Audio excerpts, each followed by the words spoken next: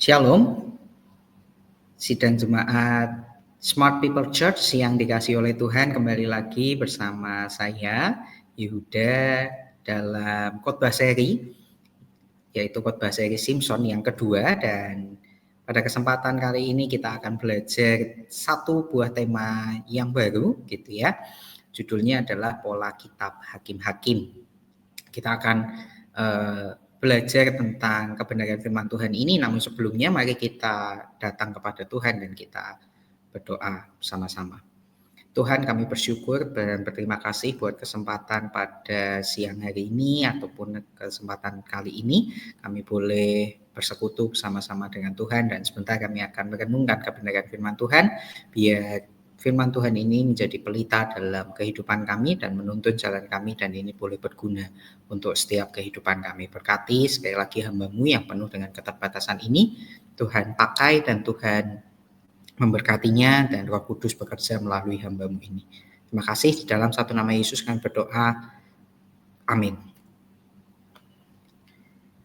Ya, pada siang hari ini atau kesempatan kita pada kali ini kita akan belajar satu kebenaran firman Tuhan, yaitu pola kitab hakim-hakim.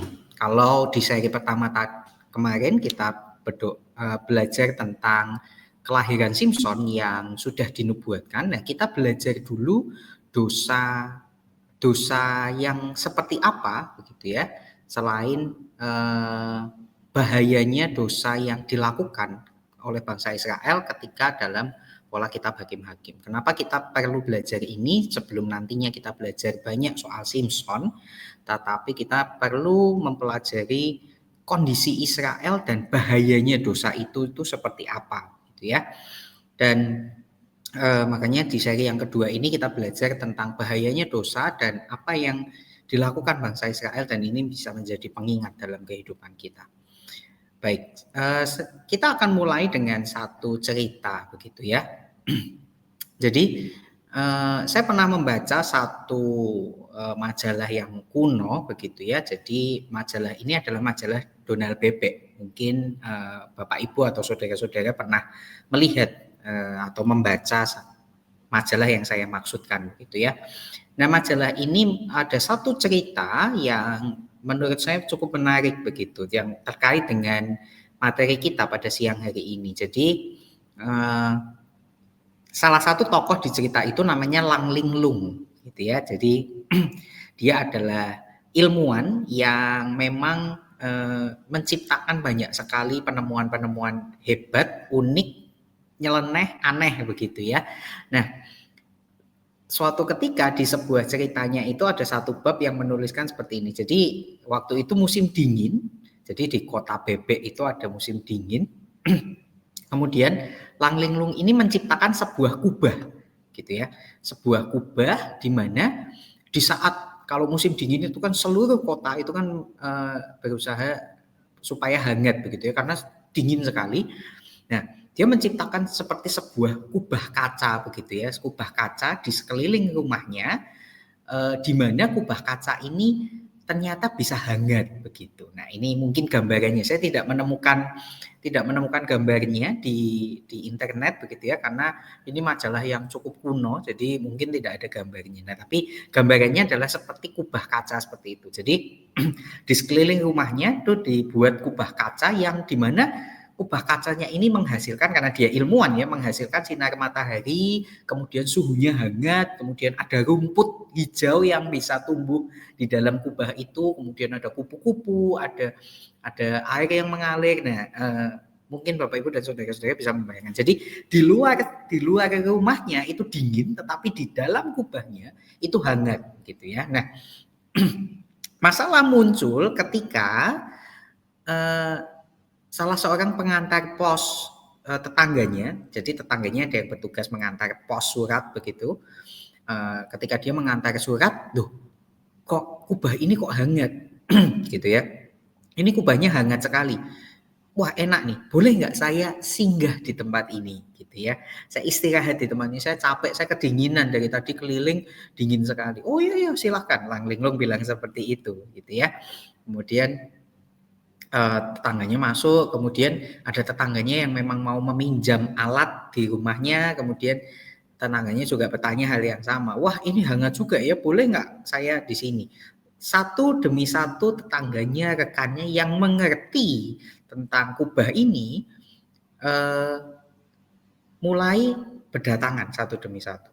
Dan makin lama, kubahnya makin lama makin penuh dan tetangga yang datang digambarkan di situ, diceritakan di cerita itu, tetangganya ada yang pembawa, makanan seperti kotak piknik begitu ya, ada yang membawa raket dan koknya, jadi ada yang main badminton di situ, ada yang makan di situ, ada yang baca buku, ada yang tiduran, ada yang bawa matras, pokoknya diceritakan tiba-tiba kubahnya penuh begitu. Nah, si Lang Linglung bingung loh, ini saya jadi nggak bisa menikmati kubah saya, dia mau gerak kemanapun isinya orang semua begitu. Sampai ketika dia mau melakukan satu hal, dia dirasa dia mengganggu begitu ya. Dirasa dia mengganggu oleh eh, tetangga-tetangganya yang sedang beraktivitas juga. Dan ending ceritanya lucu sekali. Jadi ending ceritanya akhirnya dia ditendang dari kubahnya sendiri begitu ya. Dia ditendang dari kubahnya sehingga dia keluar begitu. Dan akhirnya kubahnya itu dikuasai oleh tetangga-tetangganya. Dia sendiri kedinginan di luar begitu. Cerita ditutup dengan dia membuat kubah untuk dia sendiri akhirnya karena dia ilmuwan gitu. Satu hal yang menarik, cerita fiksi begitu ya, tetapi menurut saya ini cerita yang menggambarkan sebuah bahayanya kompromi gitu ya. Kalau kita berkompromi terhadap sesuatu, maka itu bisa membahayakan diri kita. Kompromi adalah hal yang mungkin baik kalau dalam hal negosiasi gitu ya. Tetapi hati-hati kalau kita berkompromi. Ini ada hubungannya dengan pola kitab hakim-hakim yang akan kita bahas pada kesempatan ini. Kenapa ini penting? Karena kita harus lihat kenapa sih Israel kok bisa menjadi seperti ini. Kenapa kok Israel harus ada Simpson begitu ya. Nah, kita bahas akar katanya. Awal mulanya kenapa bangsa Israel bisa seperti itu. Bapak Ibu dan saudara-saudara, kalau Anda melihat gambar yang saya tampilkan setelah ini, mungkin Bapak Ibu pernah lihat beritanya begitu ya. Ini adalah salah satu opening scene potongan dari opening Olimpiade Paris 2024, berarti di tahun lalu gitu ya. Jadi waktu Olimpiade Paris 2024, openingnya adalah seperti ini. Ini opening yang menurut saya cukup gila begitu ya, karena mereka membawa agenda-agenda tertentu begitu ya dari kaum tertentu dan ada banyak yang aneh di situ, ada pertunjukan-pertunjukan yang bajunya tidak pantas, gerakannya tidak pantas dan lain sebagainya. Itu semua orang melihat, ada yang support, ada yang menolak tentu saja gitu ya. Karena agenda-agendanya ada agenda pelangi, ada agenda kaum-kaum tertentu masuk di situ semua dan itu berbahaya sekali. Nah, mereka berusaha juga menghina salah satu perjamuan akhir karena ada satu scene-nya di mana mereka dalam tanda kutip memparodikan posisinya adalah seperti The Last Supper, perjamuan terakhir begitu. Tapi semuanya diganti dan itu mengerikan. Ini adalah bukti bahwa kalau kita tidak hati-hati dengan satu budaya, dengan satu movement, dengan satu ajaran, maka ini bisa berdampak untuk kita semua. Makanya berhati-hatilah kalau dengan apa dan dengan siapa kita kompromi. Nah, kita akan lihat polanya orang Israel ini ada satu kata yang akan kita bahas terus-menerus. Bahaya dosanya kompromi. Nah, apa itu kompromi? Kompromi adalah persetujuan dengan jalan damai atau saling mengurangi tuntutan dengan tentang persengketaan dan sebagaimana macamnya. Sebetulnya kompromi itu kalau dalam bisnis itu tidak ada yang salah sebetulnya karena kadang dalam bisnis atau politik atau pemerintahan ataupun organisasi kadang kita melakukan kompromi gitu ya. Sebetulnya tujuan kompromi adalah melakukan jalan damai gitu ya. Jadi tidak saling menuntut, tidak saling menyalahkan, tidak saling menghancurkan, tetapi mencari jalan tengah lah, istilahnya seperti itu. Jadi yuk kita kompromikan, apa nih yang bisa kita bicarakan. Nah itu tujuan kompromi, tapi masalahnya ada hal-hal yang boleh dikompromikan, tetapi ada hal-hal yang tidak boleh dikompromikan. Nah masalahnya adalah di bangsa Israel ini mereka mulai mengkompromikan banyak hal begitu ya. Bangsa Israel ini ketika mereka datang ke Kanaan itu mereka mengkompromikan. Kenapa seperti itu? Karena kita harus balik di kitab Perjanjian Lama. Kalau kita belajar sejarahnya, Yosua ketika mau masuk ke Kanaan itu perintahnya jelas. Berantas semuanya, basmi semuanya supaya tanah itu dikuasai oleh Israel dan memang tanah itu adalah tanah yang dijanjikan. Tapi masalahnya ada di sini, mereka kompromi dengan kondisinya. Nah, kita hakim-hakim dimulai dengan komprominya orang Israel terhadap bangsa Kanaan yang seharusnya dibunuh, yang seharusnya dihabisi, yang seharusnya ditumpas begitu ya, tetapi diberikan belas kasihan dan itu ujungnya menjadi kompromi. Nah, mungkin beberapa dari Bapak Ibu dan Saudara mungkin bertanya-tanya begitu ya, kok kalau saya tuh selalu aneh kalau kita membaca kitab Perjanjian Lama. Kok Tuhan menyuruh membunuh begitu ya? Kok Tuhan itu menyuruh menumpas? Nah, seringkali ini yang mungkin bisa dijadikan alasan, oh agama Kristen itu jahat karena Tuhannya menyuruh untuk membunuh, menumpas dan menghabisi begitu ya. Nah, kita harus lihat konteksnya dulu. Saya akan jawab pertanyaan ini begitu ya. Kenapa Tuhan menyuruh membunuh bangsa Kanaan ini? Karena kita harus tahu bangsa Kanaan adalah bangsa yang sangat jahat, bangsa yang tidak mengenal Tuhan, menyembah berhala, dan dia melakukan banyak sekali kejahatan. Kalau Anda baca sejarahnya, Anda lihat bangsa Kanaan adalah bangsa yang melakukan banyak sekali kejahatan-kejahatan, dan kejahatannya itu nggak cuma soal seksual, kadang ada pembunuhan, pembantaian, mereka tuh juga jahat begitu ya. Nah, Tuhan sudah memberikan satu bangsa yang namanya bangsa Israel dengan harapan, jadi Israel itu seharusnya diciptakan Tuhan untuk menjadi bangsa percontohan, tapi endingnya Israel malah berbangga dan dia sombong, makanya dia merasa lebih eksklusif di zaman itu. Makanya harusnya Tuhan itu menjadikan bangsa Israel itu percontohan, ini loh kalau mau nyembah Tuhan seperti ini. Jadi semua bangsa itu, bangsa-bangsa di sekeliling Israel tahu bahwa Israel punya Allah, Israel punya Tuhan yang disembah yang kuat gitu ya, dan cara menyembahnya juga benar. Tetapi bangsa-bangsa lain tidak mau terima, jadi mereka terus melakukan kejahatan-kejahatan. Nah, Tuhan melihat hal itu, sudah dikasih kesempatan untuk bertobat, tidak bisa ya harus ditumpas. Jadi Israel itu sebagai alatnya Tuhan. Nah, inilah yang menjadi awal mula, harusnya tugas Israel adalah menumpas, menjadi seperti tugasnya seorang aparat negara yang melakukan tugasnya menangkap penjahat atau menghukum penjahat, harusnya seperti itu. Nah, balik ke cerita kita, jadi Israel melakukan hal yang sama. Nah, gambar ini adalah gambar yang menunjukkan hasil kompromi, gitu ya.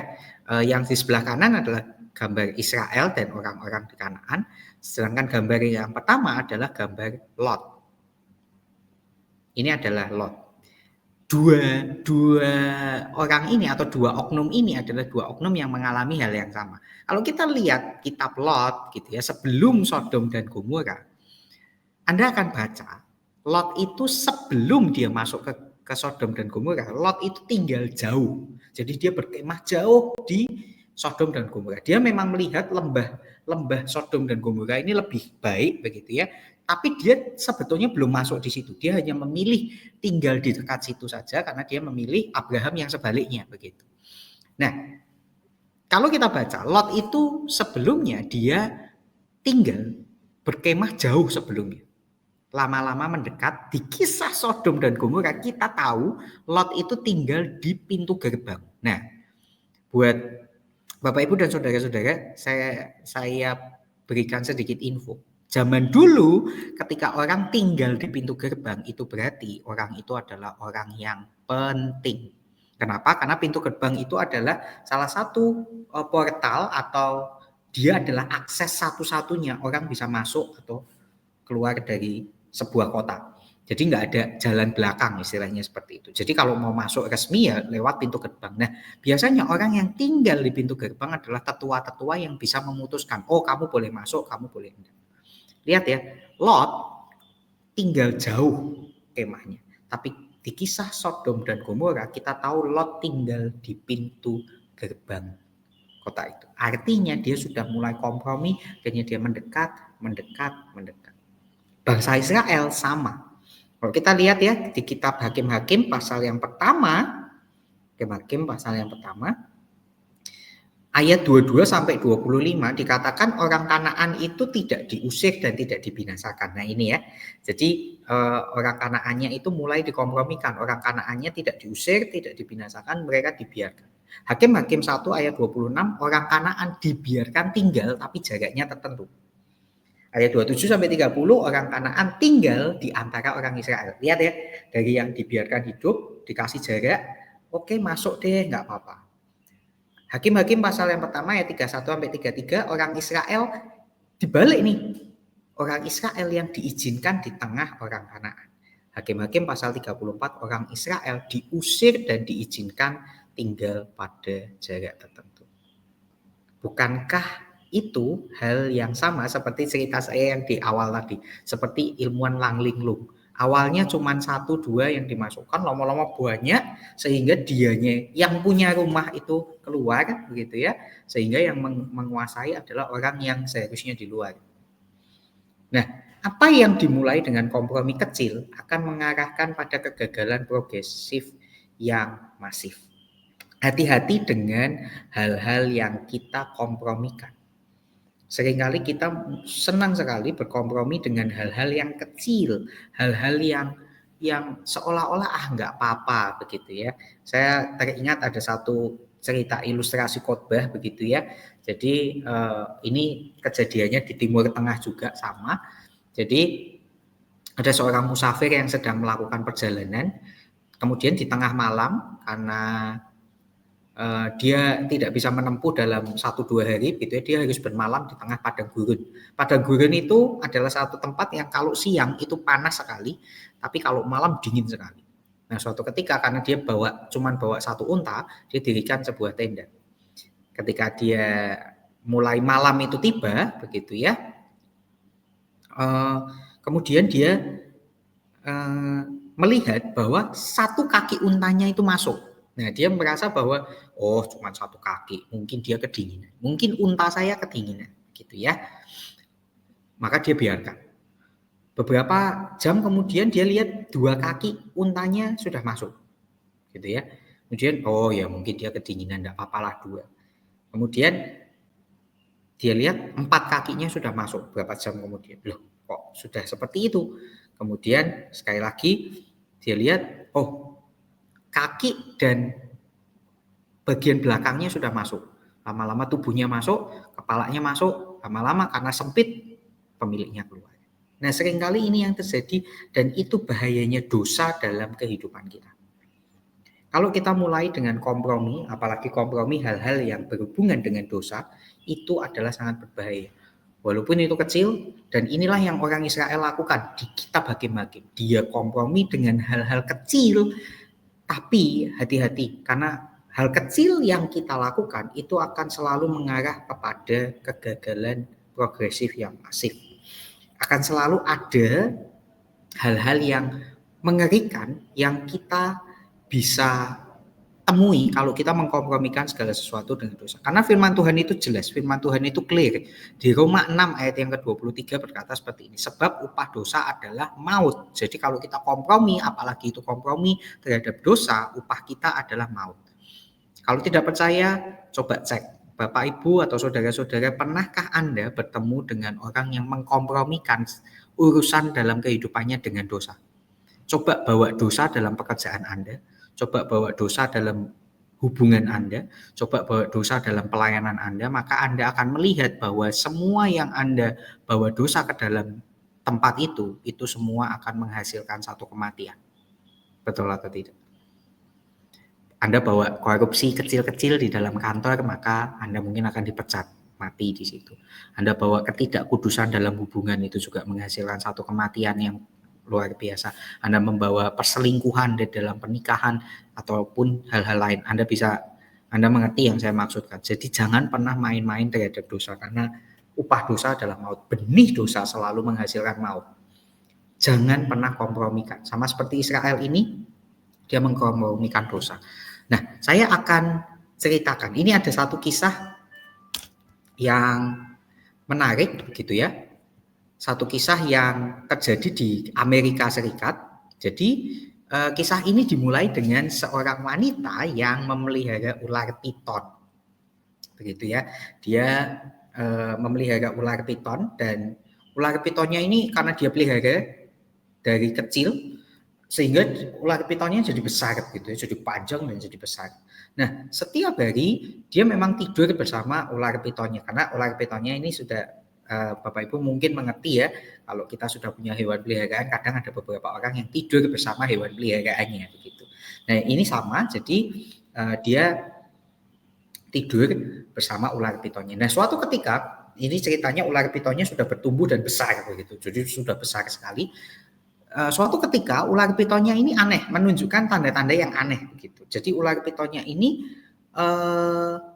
tidak mau makan selama berminggu-minggu. Jadi beberapa minggu itu ular pitonnya tidak mau makan, dan dia menunjukkan perilaku yang aneh begitu. Dia tidak mau makan, pergerakannya lambat begitu ya. Dan dia lebih sering menempel kepada wanita ini. Nah, wanita ini panik begitu ya. Waduh, ini kenapa? Jangan-jangan sakit. Dia bawa ke dokter begitu, ke dokter hewan waktu itu. Nah, ketika dia bawa ke dokter hewan, dokter hewan ini tanya apa kebiasaan makannya, kemudian kotorannya gimana, dan lain sebagainya. Jadi ditanyain semua, kok kayaknya normal-normal aja. Nah, dokter hewan itu berhenti di satu statement ini. Ketika dia tanya, apakah ular piton ini kebiasaannya gimana? Oh iya, setiap hari ya, dia setiap malam dia tidur bersama saya gitu. Wah, dokternya kaget. Loh, wah ini. Oh, dia tidur bersama kamu selama sisa hidupnya, berarti selama hidupnya dia selalu tidur. Iya, karena kan dia peliharaan saya, dia sudah seperti anak saya sendiri begitu. Kemudian, wah, bentar, ada yang berubah nggak dengan pola tidurnya? Nah, wanita ini baru menyadari bahwa dia itu biasanya dari kecil ular itu selalu tidur melingkar di dekat kakinya. Tetapi akhir-akhir ini karena dia tidak makan, dia itu sering sekali tidurnya itu memanjang begitu. Jadi dia merentangkan ekornya sampai kepalanya tuh dari kepala wanita sampai ke kakinya begitu. Nah, dari situ dokternya langsung bilang, wah, kamu tahu nggak apa yang terjadi di sini? Saya kasih tahu ya, kenapa dia nggak makan berminggu-minggu? Kenapa dia menunjukkan itu? Dan kenapa dia melakukan pola tidur yang aneh? Biasanya kan dia melingkar di kakimu, dan ini kan dia merenggang. Jadi badannya dipanjangkan begitu ya, dari kepalanya wanita sampai ke kakinya itu dia renggangkan begitu ya. Jadi kamu tahu apa yang dilakukan ular piton itu? Dia mengukur tubuhmu. Kenapa dia tidak makan berminggu-minggu? Karena dia siapkan perutnya untuk telan kamu. Wah, wanita ini kaget. Loh, kok bisa begitu ya? Iya, karena ini cocok sekali. Ini kebiasaan ular. Karena ular biasanya kalau mau makan mangsanya dia ukur dulu. Dan dia siapkan perutnya untuk dia bisa makan makanan ini. Karena setelah dia makan makanan yang besar, biasanya dia akan hibernasi atau istirahat untuk mencerna. Nah, apa yang bisa kita pelajari dari sini? Ular itu bukan hewan peliharaan jelas gitu ya. Bukan peliharaan yang aman sebetulnya, karena dia sebetulnya nature-nya adalah hewan buas. Nah, tapi seringkali ini yang terjadi dalam kehidupan kita juga.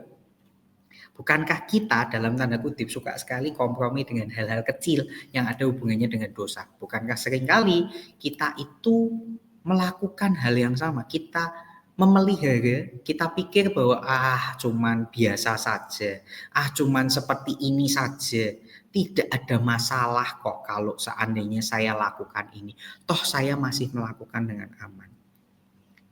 Seringkali saya menemui banyak kasus begitu ya, khususnya kalau ada orang-orang yang jatuh ke dalam dosa pornografi, endingnya sampai melecehkan begitu ya.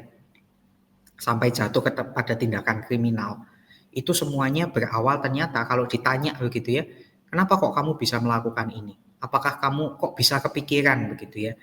Selalu jawabannya sama. Saya itu jatuh gara-gara nonton video porno, hanya dari nonton. Jadi awalnya tidak kepikiran kalau dia sampai memperkosa, melecehkan begitu ya. Tetapi ternyata akar dari dosa itu adalah kompromi dengan hal kecil. Awalnya menonton gambar, video, sesuatu yang tidak bergerak. Alasannya adalah, lah kan tidak menyusahkan. Saya menikmati itu sendirian kok. Dengan gadget saya, dengan telepon genggam saya, dengan peralatan saya. Kan saya tidak menyusahkan orang lain. Betul. Tetapi hati-hati. Ketika kita kompromikan hal-hal kecil, dosa-dosa kecil. Nah inilah bahayanya kompromi.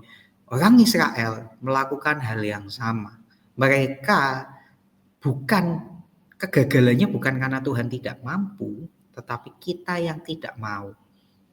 Maka ketika hal-hal itu terjadi, kita kadang berpikir bahwa wah ini Tuhan tidak mampu menyelamatkan. Masalahnya bukan Tuhan yang tidak mampu, Bapak Ibu dan Saudara, tetapi kitanya yang tidak mau untuk mengikuti jejak Tuhan di situ. Kita tidak mau menaati perintah Tuhan, kita kompromi dengan hal-hal kecil. Semua yang menyebabkan Israel jatuh ke dalam dosa berasal dari bangsa-bangsa lain, bangsa Kanaan. Mereka ajak semua orang untuk budayanya seperti dia, Allah yang disembah juga sama, dosa-dosanya belajar dari situ. Nah itulah yang bahaya, seringkali kalau kita mengkompromikan, maka kita harus berhati-hati dengan apa yang kita kompromikan, karena itu akan membawa kita ke dalam bahaya. Kompromi itu seperti retakan kecil pada sebuah vas. Kalau Bapak Ibu dan saudara-saudara punya vas bunga atau mungkin vas dari kaca atau dari porselen gitu ya. Kalau itu ada retak kecil, Bapak Ibu harus cepat-cepat ditambal atau cepat-cepat diperbaiki karena ini berbahaya sekali. Retakan kecil ini akan membuat retakan yang lebih besar kalau ini tidak ditangani. Dan retakan-retakan ini kalau semakin banyak, semakin besar, itu akan menghancurkan vas bunga. Kompromi terhadap dosa, sama seperti retakan ini. Jadi kalau Anda punya vas, Anda punya tempat, dan itu retak, itu rusak begitu ya, harus segera diperbaiki. Karena kalau itu tidak diperbaiki, maka kerusakannya akan lebih besar. Sama seperti ketika Bapak Ibu atau saudara-saudara pernah salah naik bis atau salah naik kereta gitu ya, atau salah naik transportasi umum. Kalau kita mungkin berasal dari kota-kota yang cukup besar di mana jalannya banyak yang satu arah. Saya pernah ke sebuah kota di Jawa Timur gitu ya, di Surabaya. Itu jalannya banyak yang satu arah. Sehingga kalau kita salah belok atau kita telat berbelok, kita itu kadang muternya jauh sekali. Nah, sama. Ketika kita menemui retakan-retakan atau kita mengerti bahwa ini salah, kesempatan untuk kita berbalik itu sangat menentukan apakah kita mengeluarkan banyak biaya atau tidak. Kita mengeluarkan banyak waktu atau tidak. Sama seperti Anda kalau salah naik bis, ketika Anda cepat-cepat sadar begitu ya, maka biaya yang Anda keluarkan mungkin tidak akan banyak. Tidak sebanding dengan kalau kita sudah 3 jam berjalan baru kita sadar, loh kok saya sudah sampai di sini. Untuk kembali biayanya lebih banyak, waktunya lebih banyak, dan lain sebagainya lebih banyak. Nah sama seperti ini. Jangan pernah kompromikan dosa. Kalau Bapak Ibu dan saudara-saudara mengerti bahwa oh ini ada keretaan satu dengan yang lain, maka segeralah perbaiki. Karena waktu, biaya, harga yang harus dibayar. Kalau itu semakin lama, itu akan semakin mahal. Perhatikan. Dan seringkali, kenapa kadang kita pengen kompromi supaya kita itu diterima oleh dunia. Tadi ya, dunia itu selalu menawarkan kebenaran-kebenaran yang relatif, tidak absolut. Dan seringkali dunia menawarkan ini, kamu kalau mau diterima oleh dunia, ya silahkan turunkan standar. Janganlah ikut-ikut ajaran Kristen, nggak usahlah terlalu fanatik, tidak usahlah sok suci gitu ya. Turunkan standar supaya kamu bisa diterima dari dunia. Saya melayani banyak di anak muda dan inilah yang jadi permasalahan mereka hari-hari ini. Mungkin kalau kita yang sudah dewasa kadang kita berpikir, enggak, saya tetap ikut Kristus walaupun saya nggak punya teman dan lain sebagainya. Tapi untuk anak-anak muda, anak-anak remaja, anak-anak pemuda, ternyata teman itu segalanya. Ada satu istilah dari generasi Z dan generasi Alpha ini namanya cancel culture. Jadi kalau mereka itu enggak takut dimarahin, mereka hanya takut di cancel. Di cancel itu disisihkan, dikucilkan. Makanya kadang mereka melakukan banyak cara supaya mereka diterima. Mereka dikatakan orang tua aneh, itu harusnya enggak seperti itu. Mereka enggak peduli. Yang penting mereka aman, yang penting teman-temannya mau, saya masuk di circle-nya sini, saya masuk di komunitas ini, saya diterima oleh teman-teman ini, dianggap nakal, dianggap tidak patuh orang tua, enggak apa-apa. Nah ini yang bahaya. Nah jangan sampai kita juga menurunkan standar hidup kita supaya diterima oleh dunia. Nah ini bahaya begitu ya. Seringkali yang terjadi dalam kehidupan kita adalah kita itu terus menurunkan standar kehidupan kita. Saya jadi teringat saya pernah memimpin sebuah games outbound begitu ya di sebuah retret. Saya menjual. Jadi ceritanya mereka bermain di pos-pos begitu. Jadi mereka di pos dan setiap pos itu mereka akan mendapatkan uang mainan gitu. Nah, uang mainannya untuk apa? Untuk membeli barang-barang keterampilan untuk mereka menciptakan sesuatu gitu. Jadi mereka mendapatkan, yang menang dapat uang mainan 100.000, yang kalah dapat 50.000. Nah, akumulasi dari permainan itu mereka menghasilkan uang mainan tertentu dalam jumlah tertentu. Mereka bisa beli, saya menjual ada koran bekas, ada kertas lipat, ada spidol, ada lem, gunting dan lain sebagainya. Intinya perintah saya di games besar itu adalah silakan buat satu karya yang besar, kemudian tentukan harganya dan kamu jual kepada panitia. Nah, saya briefingnya kepada panitia seperti ini. Silahkan tawar harganya serendah-rendahnya. Kalau perlu dihina dan lain sebagainya. Nah, aturan yang saya buat adalah siapapun yang berhasil menjual akan mendapat tambahan poin. Yang tidak berhasil menjual tidak mendapat tambahan poin, yang untung poinnya lebih banyak. Tetapi berhasil menjual saja kamu dapat tambahan poin.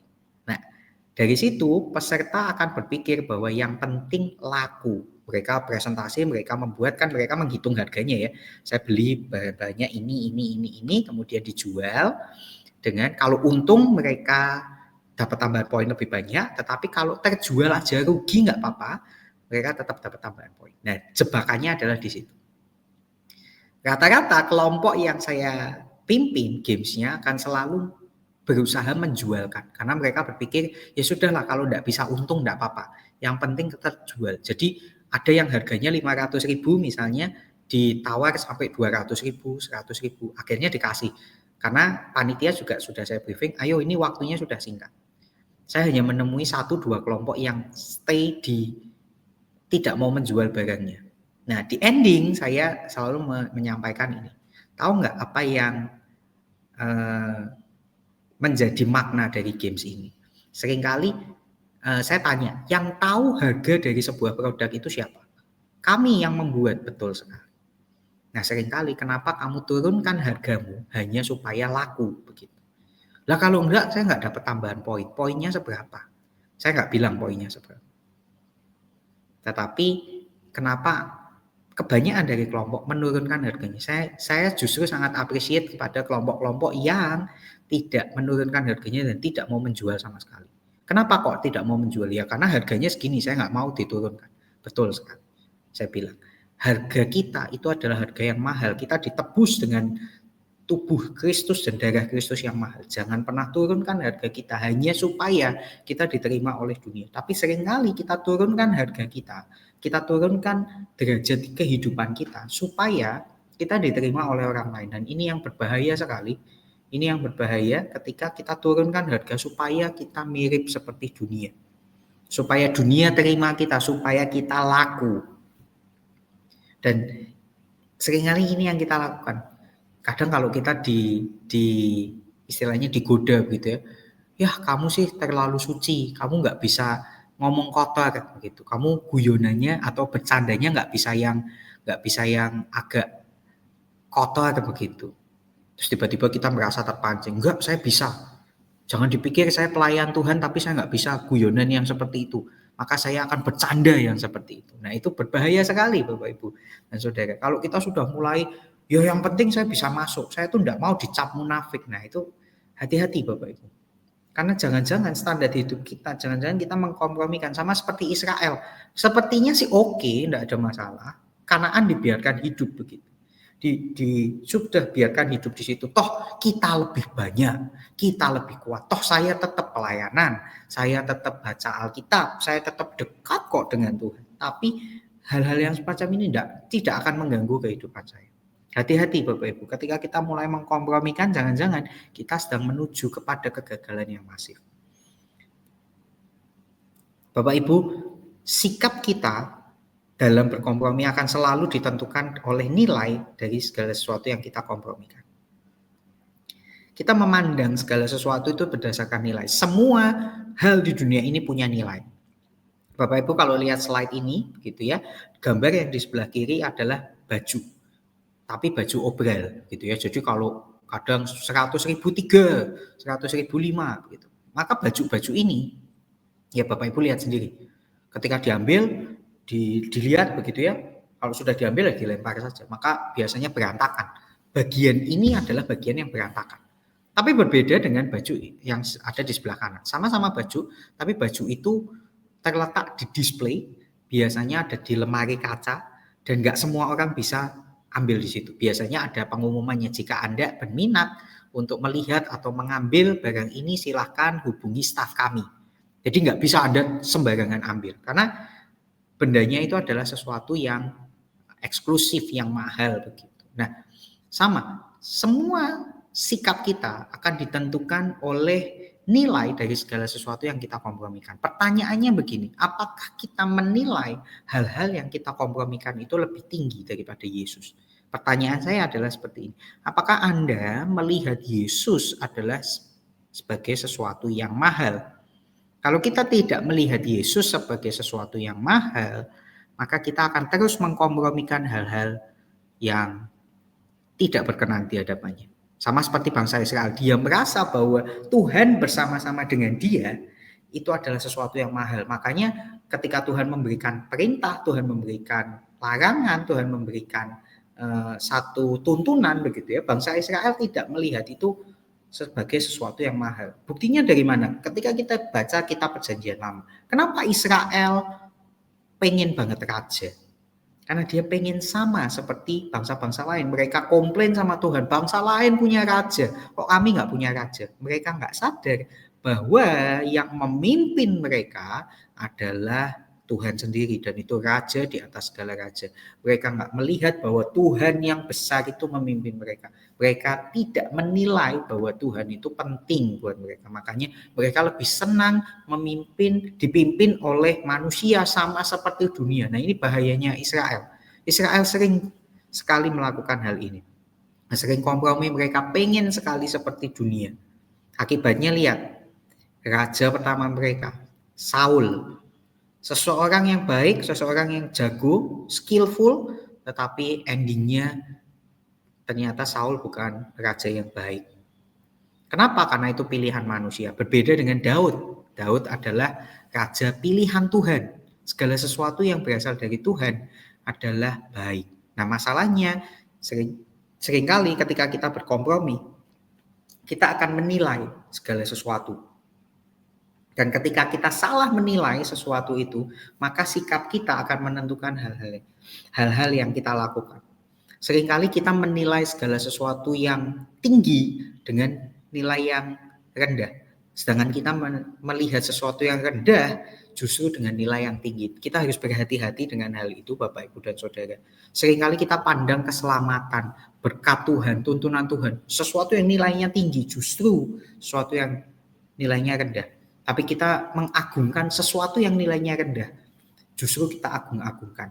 Ada banyak orang mungkin mengorbankan keluarganya, mengorbankan persahabatannya, mengorbankan kesehatannya. Demi untuk apa? Uang. Tahukah Anda uang itu kecil di hadapan Tuhan? Lukas 16 ayat 10, barang siapa setia pada perkara kecil, ya akan setia juga pada perkara besar. Itu ayat itu berkata jelas sekali Bapak Ibu bahwa buat Tuhan perkara kecil itu adalah uang. Kenapa konteksnya itu uang? Karena perikop sebelum itu adalah membahas soal bendahara yang tidak jujur. Jadi kesimpulannya buat Tuhan uang itu kecil. Dan bukankah itu juga menjadi hal yang sama? Kadang orang yang mengagungkan uang, kalau Bapak Ibu atau Saudara lihat podcast-podcast begitu ya, butuh orang kaya yang sangat kaya sampai mereka berada di satu titik, mereka pasti akan ngomong seperti ini, uang itu bukan segalanya. Saya itu baru sadar bahwa ternyata uang itu bukan segalanya. Saya sudah sampai di level ini, saya baru sadar bahwa uang bukan segalanya. Ternyata ada yang lebih penting. Nah, seperti itulah sikap kita terhadap hal-hal di dunia ini. Kalau kita mulai kompromikan, Bapak Ibu, hal-hal di dunia ini, jangan-jangan seringkali kita salah menempatkan. Kita kompromikan hal-hal yang nilainya rendah, tapi kita berikan nilai yang tinggi. Tetapi hal-hal yang tinggi justru kita berikan nilai-nilai yang rendah. Kita anggap remeh firman Tuhan, kita anggap remeh penyertaan tangan Tuhan, kita anggap remeh kesehatan, keluarga, hubungan. Hati-hati dengan hal-hal ini. Di dalam dunia ini ada hal-hal yang memang penting, tapi ada hal-hal yang terpenting dalam kehidupan ini. Nah, kita harus tahu. Nah, tapi kabar baiknya sekali lagi Bapak Ibu, ada satu solusi yang Tuhan tawarkan. Kalau kita terus berkompromi terhadap dosa, Tuhan itu menawarkan satu solusi. Solusinya apa Bapak Ibu? Injil. Bahkan kitab Hakim-Hakim pun solusinya adalah Injil, gitu ya. Karena kalau kita lihat pola Hakim-Hakim begitu ya, kita lihat bahwa pola ini adalah pola yang tidak sempurna. Sekali lagi, karena setiap kali Israel berkompromi terhadap dosa, solusinya adalah penyelamat dari Tuhan. Penyelamatnya itu berupa hakim-hakim. Solusi sementara Bapak Ibu. Ketika hakim-hakim dikirim memang menyelamatkan. Tapi sekali lagi, itu ada masanya. Hakim-hakim itu punya masa hidupnya. Ada satu masa di mana hakim-hakim itu ada dan itu harus dijalani. Dan itu tidak sempurna. Tuhan menawarkan solusi yang lebih sempurna, yaitu Injil melalui pribadi Yesus. Kalau kita lihat pola kitab Hakim-Hakim, Tuhan memberikan penyelamat berupa hakim, seorang hakim manusia. 2000 tahun yang lalu Tuhan memberikan solusi terbaik. Sama-sama melalui wujud manusia. Tetapi ini adalah Injil yang menjelma menjadi manusia. Dan itu adalah kebenaran sejati. Bapak, Ibu, dan Saudara, tanpa Injil kita akan terus berkompromi dengan dosa. Karena tanpa kita mengetahui kebenarannya bahwa kita manusia lemah, kita penuh dosa, kita butuh diselamatkan, kita akan terus kompromi terhadap dosa. Ketika Kristus hadir, Kristus mati, bangkit untuk kita semua, itulah yang menjadi solusi dalam kehidupan kita. Kita jadi mengerti bahwa kehidupan kita yang sia-sia ini harus segera berhenti. Dan itu semua digantikan. Karena kematian dan kebangkitan Kristus dalam kehidupan kita, itulah yang membawa kita ke dalam kehidupan yang penuh pengharapan. Kalau dulu kita selalu jatuh bangun di dalam dosa, kita tidak mengerti, bahkan mungkin beberapa dari kita yang sudah kompromi dengan dosa, kita capek, kita mungkin lelah, muat dengan semuanya ini. Kristus memberikan satu solusi, datanglah kepadaku. Semua yang letih, lesu, dan beban berat, aku akan memberikan kelegaan. Yesus memberikan kehidupan kepada kita, memberikan satu jalan keluar di tengah-tengah kebobrokan kita, di tengah-tengah putaran siklus kompromi hidup kita dengan dosa yang begitu memuakkan, menjijikkan, bahkan mungkin kita capek dengan itu. Kristus datang untuk memberikan solusi. Mari serahkan hidup kita kepada Kristus. Itulah yang menjadi janji Tuhan. Dan kita lihat ya, kedatangan Kristus di atas kayu salib dan kematiannya di atas kayu salib itu menyelesaikan ketegangan. Bapak Ibu kalau baca di kitab Hakim-Hakim itu ada ketegangan yang terjadi di situ. Konfliknya apa? Israel terus-menerus kompromi terhadap dosa. Tetapi Tuhan memberikan kasih-Nya. Kalau kita belajar dari seri yang sebelumnya di mana Israel itu terus-menerus hidup dalam dosa begitu ya. Tapi Tuhan terus-menerus mengasihi. Nah, ini konflik karena yang satu terus mengasihi, yang satu terus berkompromi terhadap dosa. Semuanya itu selesai. Selesai di mana? Selesai di atas kayu salib. Ketika Kristus datang, di dunia ini. Salib adalah lambang ketegangan antara konflik kasih Allah dan kompromi terhadap dosa. Tapi masalahnya adalah di salib ini semuanya selesai. Makanya Tuhan berkata, it is finished. Semuanya selesai. Ketegangannya sudah selesai. Di mana kasih Allah sudah tercurah terhadap kita sehingga kita tidak lagi kompromi terhadap dosa. Maka Kristuslah yang menjadi penanggung dosa kita. Dari kompromi yang kita lakukan setiap hari, Kristus menanggung semua dosa kita dan kutuk dosa kita, sehingga kita tidak harus lagi berkompromi terhadap dosa. Kristus sudah menebus kita, sehingga kita tidak harus lagi terkungkung dalam belenggu dosa, terkungkung dalam kehidupan kita yang penuh dosa, tetapi kita boleh hidup untuk Tuhan, menikmati Tuhan, memuliakan Tuhan. Bapak Ibu, Tuhan sudah mati dan menebus kita. Inilah menjadi penghiburan kita. Mungkin sama seperti pola kitab Hakim-Hakim yang dimana kita terus-menerus sama seperti Israel yang terus-menerus jatuh di dalam dosa. Tapi Kristus menebus setiap kita, menanggung semuanya. Dan hari ini panggilan terbuka untuk setiap dari kita, di mana Kristus tidak ingin, kalau kita mungkin menyadari bahwa kita terus mencurahkan air mata, kita terus menangis, menyesal dengan perbuatan kita, tidak masalah. Tapi Tuhan tidak ingin kita cuma menangis tanpa pertobatan. Tuhan ingin kita bertobat. Jangan lagi kompromi dengan dosa. Putuskan semuanya itu. Kita hidup untuk Kristus. Tuhan ingin kita bertobat. Bertobat itu seperti ini. Kalau Anda berjalan begitu ya, Anda berjalan ke arah kanan atau ke kiri begitu. Bertobat itu bukan berhenti berdosa saja, tetapi Anda berbalik arah, gitu ya. Dalam kehidupan kita hanya berpikir kalau saya mau bertobat berarti saya cuma berhenti melakukan dosa. Itu bukan pertobatan, itu cuma berhenti melakukan dosa. Namanya pertobatan tidak hanya berhenti, tapi dia berbalik arah. Jadi arah yang sebaliknya. Kalau mungkin dulu kita terus berbohong, hari ini kita terus berkata jujur. Kalau dulu mencuri, sekarang bukan hanya tidak mencuri, tapi juga membagi-bagikan berkat untuk orang lain. Kiranya Tuhan menolong setiap kita, jangan lagi kita berkompromi terhadap dosa, tetapi kita boleh hidup di dalam Kristus. Mari kita berdoa. Tuhan, kami bersyukur buat kesempatan yang indah kami boleh belajar tentang satu kisah di dalam Alkitab di mana ada kompromi dosa, kompromi yang dilakukan oleh bangsa Israel dan mungkin juga kami lakukan. Biar kiranya kebiasaan kami yang jelek ini boleh Tuhan ubahkan, boleh Tuhan sembuhkan, bukan karena usaha kami tetapi karena Kristus hadir di tengah-tengah kehidupan kami. Tuhan, kami bersyukur dan berterima kasih karena kami masih punya Engkau Tuhan dan Juru Selamat kami. Biar kiranya Tuhan menolong setiap kami, Tuhan menuntun setiap kami supaya kami tidak jatuh terus-menerus dalam kompromi dosa, tetapi kami punya hidup yang lebih baik, hidup yang menjadi berkat, hidup yang memuliakan Tuhan, karena kami percaya kasih karunia Tuhan terus menyertai setiap kami. Tuhan memberkati para jemaat yang bergabung melalui live streaming ini dimanapun, kapanpun. Tuhan memberkati pekerjaan mereka, pelayanan mereka, kesehatan mereka, keluarga, hubungan yang dibangun, semuanya boleh memuliakan nama Tuhan. Terima kasih Bapa, di dalam satu nama Yesus kami berdoa dan mengucap syukur. Haleluya. Amin.